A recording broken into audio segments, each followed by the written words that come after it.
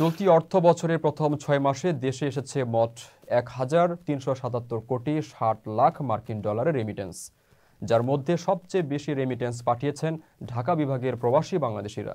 সবচেয়ে কম রেমিটেন্স এসেছে রংপুর বিভাগে।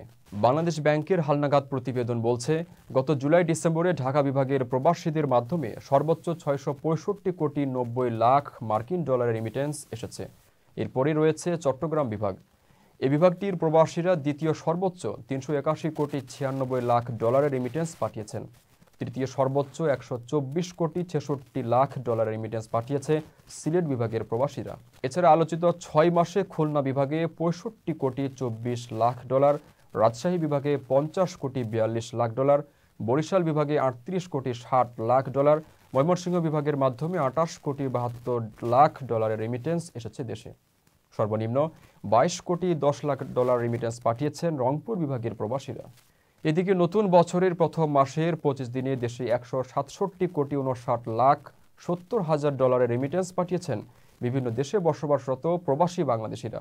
দেশীয় মুদ্রায় যার পরিমাণ ২০,৪৪৭ কোটি ২ লাখ টাকা। সে হিসাবে প্রতিদিন গড়ে রেমিটেন্স আসছে প্রায় ৮১৮ কোটি টাকারও বেশি। ওমানের সেরা রেট দিচ্ছে বাংলাদেশি প্রতিষ্ঠান গালফ এক্সচেঞ্জ। প্রিয়জনকে টাকা পাঠাতে আজই আসুন আমাদের যে কোনো ব্রাঞ্চে অথবা কল করুন স্ক্রিনে দেয়া নাম্বারে। গালফ এক্সচেঞ্জ, বাংলাদেশিদের প্রিয় এক্সচেঞ্জ।